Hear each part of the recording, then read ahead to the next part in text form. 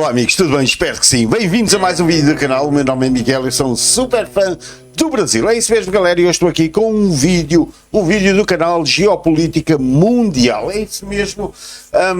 Muita gente já me tinha pedido aí vídeos sobre outras coisas aleatórias, sem ser só sobre praias e coisas boas, festas do Brasil, coisas também deste género. E então este vídeo intitula-se o seguinte: porque o Brasil está em sério risco. Porque é que poderá ser o fim do Brasil? É isso que nós vamos saber. Aliás, eu estou muito interessado em saber, porque eu sou uma das pessoas interessadas em passar aí os últimos dias da minha vida, em querer ir para aí, passar já aquela fase da vida em que nós não temos que ter um trabalho todos os dias. É isso. Não é que eu pretenda deixar de trabalhar alguma vez, mas que já possa gozar um pouco daquilo que eu construí ao longo da vida. Então é isso, meus amigos. Vamos ver então porque é que o Brasil está em sério risco. Mas antes disso, claro, inscreva-se no canal, deixe seu like, deixe a sua sugestão. Você já sabe que isto aqui é um canal amigável, é um canal amigo da família, que é só mesmo para nós termos mais um pouco de informação. E claro, eu espero da vossa parte, quando a informação não for clara ou você discordar por algum motivo, deixe aí nos comentários e diga de forma clara porque é que você não concorda com o vídeo ou com alguma coisa que eu disse. Respeito por todos, respeito por um, por isso seja sempre family friendly com toda a gente. Este canal é mesmo assim. Então bora lá para o vídeo e vamos então saber porque é que o Brasil está em sério risco. É um vídeo, atenção, vale a pena salientar, é um vídeo que tem 3 semanas e claro, o link para o vídeo original vai ficar na descrição do meu vídeo após o título que eu acabei de mencionar e o título que vai estar também no título do meu vídeo, ok? Então bora lá saber porque é que o Brasil está em sério risco. Bora!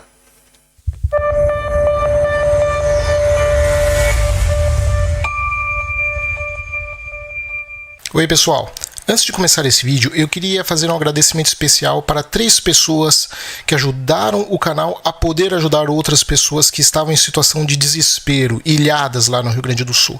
O Fábio Shirin, o Capitão Nakamura e o jipeiro Flávio Guimarães. Graças a eles 3 que são inscritos daqui do canal e se dispuseram a receber as mensagens que eu recebia dessas pessoas, várias pessoas foram salvas. Então esse vídeo é um agradecimento a eles e é dedicado a eles. Eles salvaram muitas pessoas, então o mínimo que eu podia fazer é aqui publicamente fazer um agradecimento a esses 3 indivíduos que foram heróis em meio a essa tragédia. Obrigado. Então nós temos um povo acovardado e prensado entre facções criminosas que são ligadas ao tráfico de drogas, de um lado, e do outro lado, autoridades corruptas, autoritárias e incompetentes. Uma nação quebrada, cada vez mais dividida e sem esperanças, com crime alto, desemprego, crises humanitárias e instabilidade política ameaçando quebrar o país.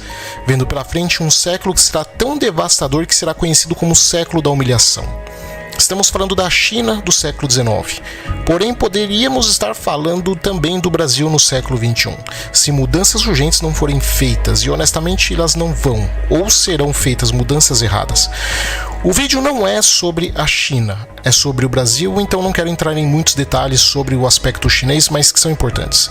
Apenas entenda o seguinte: o século XIX foi grotesco para os chineses, porque depois de 2000 anos de estabilidade estratégica, lidando sempre basicamente com as mesmas ameaças, tudo mudou muito rápido. Por 2000 anos eram sempre os mesmos problemas. Até o século XIX, basicamente a única ameaça dos chineses eram as ameaças nômades do interior asiático. E para isso, ela sempre teve as mesmas estratégias, usando estados tampões para controlar ou influenciar reinos fronteiriços que literalmente, às vezes eles até pagavam propinas para os nômades deixá-los em paz. Ou então usavam muralhas para se defender. Às vezes isso fracassava, mas em mais de 2000 anos podemos falar que o saldo foi positivo, os fracassos foram exceção. A segunda coisa foi que os chineses sempre, eu digo sempre, foram mais avançados tecnologicamente que os vizinhos e até muito mais que o resto do mundo. Mas também, no século XIX, isso se voltou contra eles. Os europeus já haviam atingido a quarta singularidade tecnológica, a automação em larga escala, conhecida também como Revolução Industrial, e os chineses chineses ainda estavam na terceira singularidade. Então, pela primeira vez, os chineses enfrentaram uma ameaça a partir do mar e não do interior asiático, e o mar por todos esses milênios tinha sido a área segura deles, e agora pela primeira vez eles estavam enfrentando uma ameaça ali, e também pela primeira vez uma ameaça tecnologicamente superior. Mas aí você me pergunta, ok, o que isso tem a ver com o Brasil? E eu respondo que temos alguns paralelos, coisas parecidas, não são as mesmas, mas parecidas, que podem e provavelmente vão resultar nos mesmos problemas para os brasileiros no século XXI que os chineses tiveram no século XIX. Vamos lá, malta, vamos ver então aí quais são os problemas que o Brasil pode enfrentar e vamos ver se você está de acordo com esses problemas ou se você acha que poderá haver mais problemas sem serem somente esses. Por favor, deixa aí nos comentários, já lhe estou a pedir desde aqui, ok? Então, vamos lá continuar. Falando de basicamente um fenômeno chamado como warlordismo, você já vai entender. O primeiro problema é que o Brasil se criou em berço esplêndido. Entenda que, em 519 anos, basicamente o território brasileiro, eu sei que vai ter gente falando que não existia Brasil, porque naquela época era Império Português e não sei o que, mas esse não é o ponto e não dá tempo de eu ficar detalhando muito. Então, por enquanto, apenas assuma como verdade essa simplificação do que é Brasil, porque não é o foco do vídeo. Por 519 anos, apenas uma ameaça genuinamente global atingiu o Brasil de fato. Na verdade, a América do Sul também, como um todo, mas o nosso foco é Brasil. Nós sempre ficamos à margem da história e da geopolítica, por assim dizer. Quase nada muito interessante aconteceu aqui a ponto de abalar a ordem mundial ou desestruturar a geopolítica. Em 519 anos, apenas a Guerra dos 30 anos no século 17, na década de 20 e 30 e depois 40, atingiu aqui, quando teve a invasão holandesa ao nordeste brasileiro. E ainda assim isso foi de forma bem pontual e limitada. De resto, nós ficamos vendo tudo de longe, e nisso que se criou o tal mito de que aqui seria melhor porque nós não temos guerras, etc, etc. Nem mesmo a Primeira ou a Segunda Guerra Mundial, que devastaram partes da Eurásia, chegaram até aqui. Eu sei que vocês vão falar dos submarinos que bombardearam os navios brasileiros, mas entenda, não foi um ataque direto ao território brasileiro a ponto de causar algum estrago estrutural. E nem mesmo a Guerra Fria aqui foi feita de forma direta, ela foi feita apenas de forma indireta. Nada de concentrações de tropas da OTAN ou da União Soviética, ou o risco de uma guerra nuclear, nada. Com exceção de Cuba, mas lá é Caribe, não é América do Sul. Bom, isso fez com que ficássemos iguais, digamos, aos chineses daquela época do século XIX, excessivamente autoconfiantes, egocêntricos e presunçosos. A diferença é que os chineses no século XIX já tinham milhares de anos de infraestrutura que são usadas até hoje, porque viveram em guerras entre eles próprios e às vezes com os nômades que eu mencionei. Raramente alguém fora disso, ou como os japoneses, mas foram exceção. Aqui, nem isso. Por 5 séculos, nós não fomos amolados ou assediados, com exceção a vez que eu mencionei. Mas depois desses 519 anos, em 2020, chegou a pandemia e pela primeira vez fomos pegos como um soco no estômago. Foi a primeira ameaça, entre aspas, estrangeira por chegar aqui. Talvez alguém fale que é da gripe espanhola, mas também não. Aqui ela não pegou com a mesma força que pegou em outras regiões do mundo, então esquece também ela. O importante foi a de 2020, porque com a chegada da pandemia do Covid, que bateu muito forte, isso nos mostrou algumas coisas, 3 coisas em específico. A primeira é que nós não estamos preparados para lidar com ameaças globais. Nada novo disso, só confirmou o óbvio e jogou no chão quem falava que o Brasil era uma potência. Segundo, quando os prefeitos e os governadores, juntos com partes do governo federal, eu falo partes do governo federal, usaram da sua estrutura estatal para mandar fechar o comércio e as empresas, e eu não vou entrar no mérito se isso foi ou não necessário, porque não é o nosso foco, mas, mesmo com resistência, digamos, emocional ou pressão psicológica e política, o povo foi submetido. Então ficou claro que o povo não tem condições de resistir à autoridade estatal, porque, bem, simplesmente está desarmado. Então a pandemia mostrou o controle que o Estado brasileiro, apesar de ironicamente ser quase que completamente disfuncional e desorganizado, ainda consegue ter uma boa capacidade de supressão civil. Porém, apenas em parte dessa população civil, porque se de um lado da rua nós víamos comerciantes fechando as portas porque tinham 5 fiscais das prefeituras e 10 policiais dando cobertura, Do outro lado da rua, as bocas de fumo, os pontos de revenda dos traficantes continuavam abertos e funcionando. O que mostra que ou os governos brasileiros, falo no plural porque temos autoridades municipais, estaduais e federais, ou os governos brasileiros estão muito infiltrados por corrupção associada ao narcotráfico ou simplesmente não têm força para lidar com um crime organizado que, como eu disse, já tem capacidade de se armar. E qual dos dois é mais provável? Bom, os dois, dependendo do grau da região, da escala e por aí vai. A terceira foi a tentativa sumária de suprimir as redes sociais, porque basicamente a grande mídia perdeu quase que a total credibilidade e reputação perante a população. Mais do que isso, ela é visceralmente odiada, pelo menos parte dela. E daí a tentativa desses grupos midiáticos em se associar ao governo para controlar as redes sociais. Não conseguiram, só porque isso envolveu grupos internacionais de fora do Brasil. Então a briga expandiu a capacidade deles. Se o Meta fosse brasileiro, ou o Twitter desencana, teríamos muito mais pessoas presas por criticar os governos naquela época. E agora de novo com as chuvas no Rio Grande do Sul, que nós vimos que as mídias tentaram suprimir sumariamente as redes sociais. O problema agora é o seguinte: a pandemia quebrou esse isolamento de 519 anos de isolamento esplêndido. O berço quebrou. Mais ameaças e problemas globais vão atingir o Brasil. Então entenda que o que estamos vendo no Rio Grande do Sul se dá no pior momento que isso poderia acontecer. O timing disso foi o pior possível. E esse desastre vai acelerar uma reação em cadeia de uma série de outras crises. Algumas, entenda bem, são inevitáveis, como a crise demográfica e a desglobalização. Os danos no Rio Grande do Sul serão tão pesados para o Brasil quanto os da guerra na Ucrânia foi para a Europa, com a diferença que não temos os recursos europeus, não temos a mesma coesão política e por aí vai. Não é o fim do mundo, é apenas uma transição para alguma coisa que vai vir depois. Nessa altura do campeonato você já deve estar cansado ou cansada de ouvir de outros canais de economia que o Rio Grande do Sul é responsável por uns 70% da produção de arroz no Brasil, o segundo maior produtor de soja, disputando a posição ano a ano com o Paraná, e é um enorme peso pesado na produção de suínos e frangos. Nas exportações de arroz, ele era responsável, na média, por mais de 90%, um pouco menos de 90% do trigo, um quarto da exportação de suínos, um quinto da exportação de óleo de soja e de couro, uns 15% médios na produção de leites e ovos e uns 10% do frango. Agora, tão de imediato, no curto prazo, eu não estou tão preocupado, porque conforme vamos colhendo as informações, não está tão preocupante. Os 30% restantes da colheita que não havia sido colhidos representam cerca de 6,5 milhões de toneladas de soja, o que para esse ano significa uma perda de 5% da produção nacional. Você não come soja, ok? Mas gado, galinhas, animais domesticados comem soja. No arroz, 78% também já havia sido colhido da safra de 2023 e 2024 e os 22% restantes dão 1,6 milhão de toneladas, o que representa 16% da safra nacional.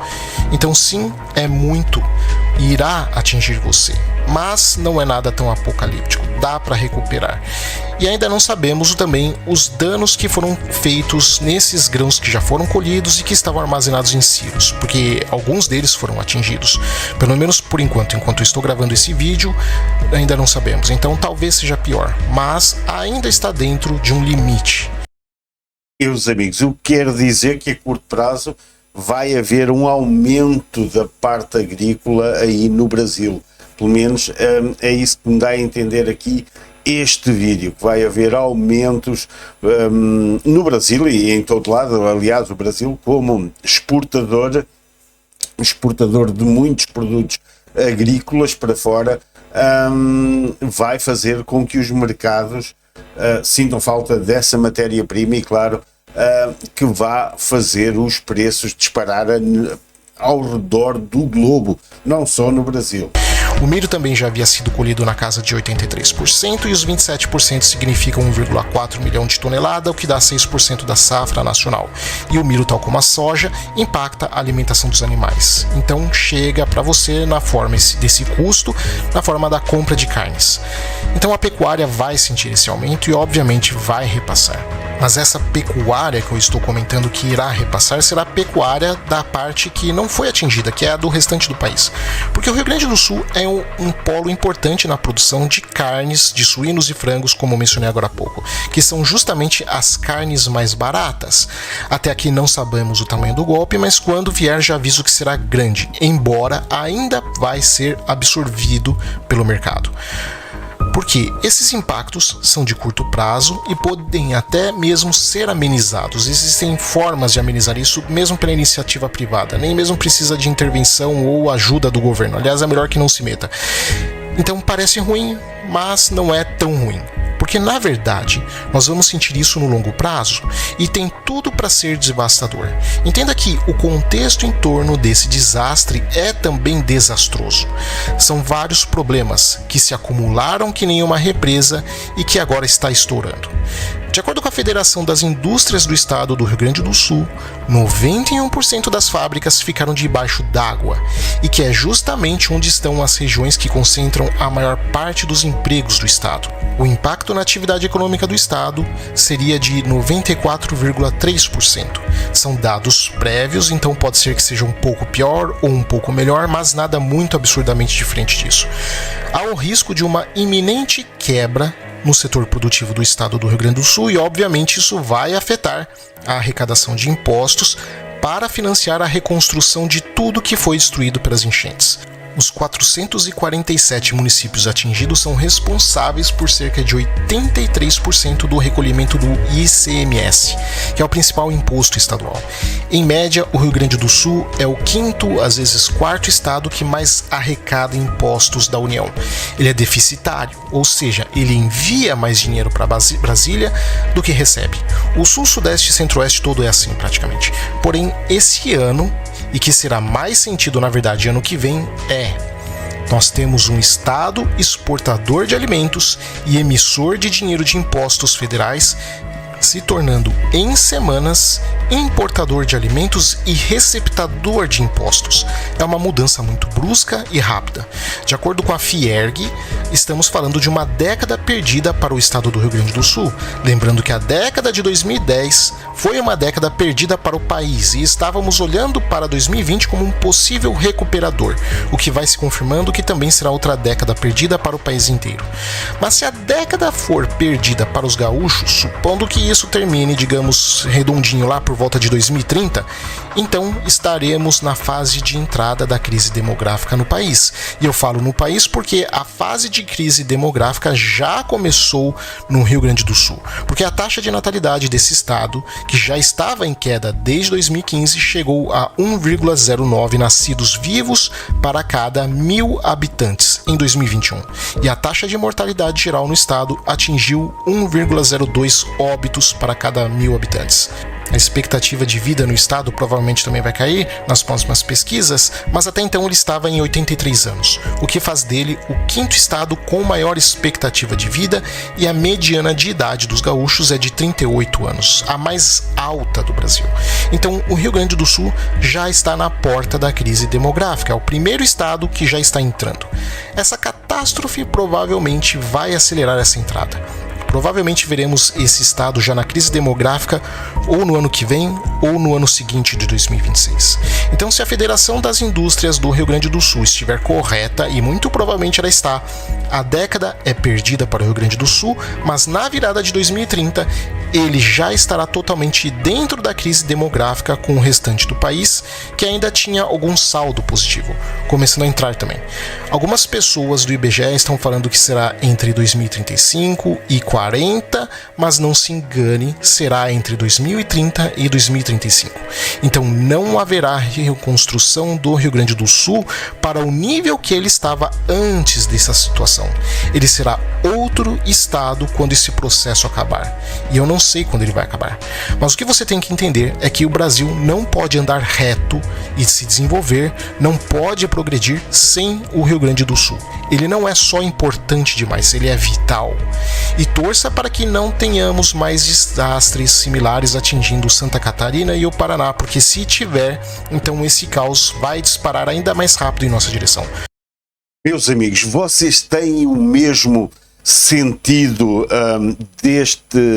destas notícias, não deste senhor, isto é uma pesquisa e ele está a transmitir. Eu não sei se a pesquisa é só dele ou se de mais órgãos, mas é assim, você acha que realmente o que se vai passar no Brasil será esta recessão assim tão grande? Será também que este problema do Rio Grande do Sul vai afetar e vai ser também um pouco o motor de recessão do Brasil? Diga-me aí nos comentários o que é que você acha aqui desta situação que poderá, pelo menos a nível analítico e a nível aqui de algumas colocações que o canal, que este canal está aqui, Geopolítica Mundial, está aqui a fazer, estarão corretas? É isso que eu quero perguntar. Você acha, ou acha que isto é só uma pintura de um mau cenário e que não será assim, ou será mais leve, ou nem sequer vai chegar a este ponto? Diga-me aí nos comentários. O pessoal, nesse momento em que faço o vídeo, está preocupado com algumas barragens no Rio Grande do Sul que podem se romper e piorar o que já é ruim, mas esse é outro problema. Veremos nos próximos anos muitas barragens se rompendo, porque não houve reformas ou manutenção de sua estrutura. E isso irá devastar mais regiões também fora do Rio Grande do Sul. Veremos isso em São Paulo, Minas Gerais e alguns estados do Nordeste. Mesmo que agora o governo federal tente fazer algo, será muito limitado por falta de dinheiro e, em alguns estados, até mesmo por falta de mão de obra. Uma das consequências da crise demográfica é a degradação da infraestrutura já existente.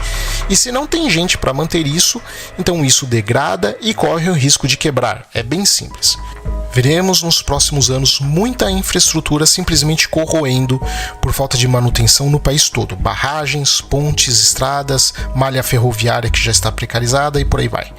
A pobreza vai avançar no Rio Grande do Sul, então veremos provavelmente uma imigração de gaúchos, mais provável para Santa Catarina, nada muito absurdo, tipo um êxodo gaúcho, mas um número que será provavelmente o suficiente para pressionar o pequeno estado catarinense, que já vinha sofrendo com o aumento da migração nos últimos anos. Isso vai levar a um aumento enorme na rede imobiliária de Santa Catarina, que já estava crescendo. E, é claro, vai trazer problemas de criminalidade. Um problema que as autoridades federais que estão lá vêm me relatando quando ainda começou essa crise das enchentes, que foi o medo de que iria aumentar drasticamente por causa do desastre no estado, sobretudo em Porto Alegre, Lajeado e Arroio do Meio, cidades que são pequenas, mas que são pontos logísticos para o tráfico de drogas. E essa situação iria levar a uma guerra de facções. Passado o tempo, já umas 2 semanas, isso acabou se mostrando real e provavelmente vai se seguir nos próximos anos. Então, Santa Catarina vai sentir física e demograficamente os problemas do Rio Grande do Sul. Mas não acaba aí, como eu disse, o dinheiro gaúcho vai fazer falta para o governo federal e alguém tem que pagar por isso. Veremos algum tipo de medida para tentar extrair ainda mais impostos de São Paulo, Minas Gerais e Paraná, estados que já estão sufocados por impostos, bem como mais e mais impostos para o restante do país. O problema é que mesmo com o Rio Grande do Sul sendo funcional, já estávamos vendo o risco de uma ruptura socioeconômica nos próximos anos, por causa dos impostos para manter uma estrutura absolutamente ineficiente e quase que inexistente do Estado. E que terão, veja bem, terão que aumentar os impostos para tampar o buraco dos gastos do governo, porque ainda temos o rombo da Previdência, que será épico, será histórico. Porque se em 2022 tínhamos 61 milhões de contribuintes para sustentar 31 milhões de pensionistas, o que dá mais de 2 pessoas sustentando uma, na década de 2030 será menos de 2 pessoas. E apesar das estimativas indicarem 1 a 1, ou seja, 61 milhões de beneficiários para 60 milhões de contribuintes lá por 2050, pode ter certeza que essas estimativas são excessivamente generosas. Provavelmente vamos ver isso bem antes, já antes de 2040. E para ficar claro, não é que a Previdência irá estourar quando chegar no um beneficiário para um contribuinte, não. Ela já terá estourado muito antes disso. E não só a Previdência. O judiciário brasileiro é de longe o mais caro do mundo, aliás, muito provavelmente o mais caro de toda a história na humanidade. E, no entanto, ainda assim, somos reconhecidamente o país da impunidade, da justiça lenta. E ainda tem outra crise silenciosa à espreita na esquina querendo nos pegar, que é a educacional. O governo Lula, nos anos 2000 e começo dos anos 2010, resolveu que ia investir em educação. Até aqui, ok, isso é muito bom, mas ele não investiu na educação de base no longo prazo, visando o desenvolvimento intelectual da população. Não, ele queria mostrar resultados logo, e para isso ele, digamos que furou a fila, jogou dinheiro nos ensinos superiores. Ele disparou o número de universidades federais no Brasil e, obviamente, precisou abrir concurso para professores e pessoal do administrativo. Mas já estamos vendo que algumas universidades federais que não fecham turma por falta de alunos. E isso vai se agravar conforme a crise demográfica chegar. Na iniciativa privada, se você não tem alunos, você fecha o curso, às vezes até mesmo a faculdade inteira, mas aqui não. Estamos falando de concursos. Então, mesmo sem alunos, esse pessoal continua recebendo, que é um custo no longo prazo, de 20 ou 30 anos, até que se aposentem e também continuem recebendo por mais uns 30 ou 40 anos. Então esse é um rombo que não se fecha. Então são gastos obrigatórios que terão que ser arcados por pelo menos os próximos 40 ou 50 anos. Investir em infraestrutura é opcional para o governo. Gasto com pessoal é obrigatório. E ainda temos as regalias dos políticos das várias prefeituras ao redor do Brasil, dos governos estaduais e do governo federal. Afinal, alguém tem que trabalhar para manter o auxílio paletó do deputado Tiririca e dos colegas, alguém tem que manter a gasolina e motoristas dos embargadores funcionando, alguém tem que pagar pelos iPhone dos promotores nos ministérios públicos espalhados por todo o país, alguém tem que pagar os jatos e hotéis para levar os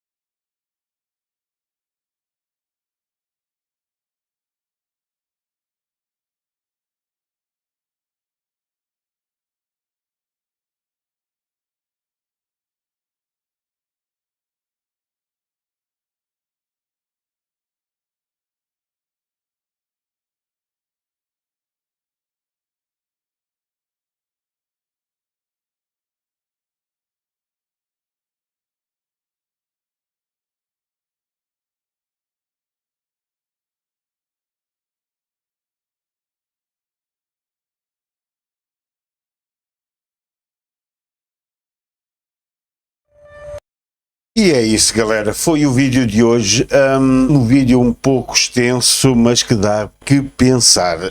Políticas à parte, ou partidos políticos à parte, você acha que é isto que vai acontecer com o Brasil, pronto, daqui para a frente?